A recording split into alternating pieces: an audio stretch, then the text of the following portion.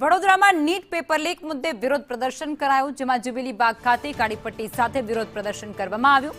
વિદ્યાર્થી હિત રક્ષક સમિતિના નેજા હેઠળ આ પ્રદર્શન યોજાયું। વિરોધ દરમિયાન પોલીસ અને કાર્યકરો વચ્ચે ખેંચતાણ પણ થઈ અને પોલીસે તમામ કાર્યકરોની અટકાયત પણ કરી લીધી।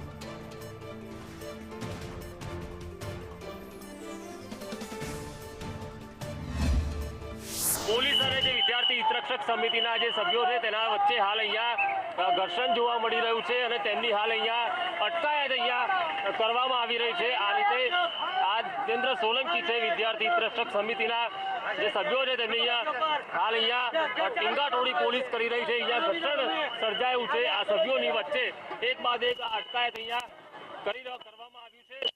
તેમની માંગ છે કે જે રીતે નીટ પેપર લીકને લઈને દિલ્હીમાં જંતર મંતર પર ધરણા છે, ત્યારે તેના સમર્થનમાં હાલ વડોદરા ખાતે અહીંયા વિરોધ છે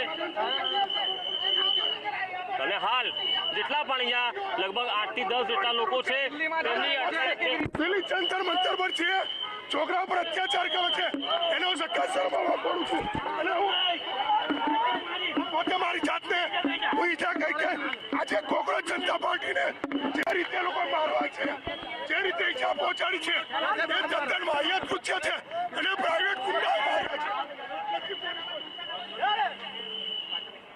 10 થી વધુ લોકોની હાલ અહીંયા અટકાયત કરવામાં આવી રહી છે। વિજય બુમડિયા કે જેઓ વિરોધ કરી રહ્યા હતા અને અહીંયા પોતાની જાતને પણ નુકસાન પહોંચાડવાનો પ્રયાસ વિજય બુમડિયા દ્વારા અહીંયા કરવામાં આવ્યો। તેમનું કહેવું છે કે જે રીતે વિદ્યાર્થીઓ મોટી સંખ્યામાં વિરોધ કરી રહ્યા છે, સરકાર કેમ સાંભળતી નથી।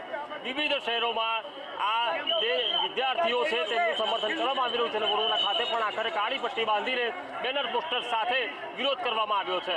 કેમેરા પર્સન નિકેશ વળન સાથે કુણાલ શર્મા, સંદેશ ન્યૂઝ।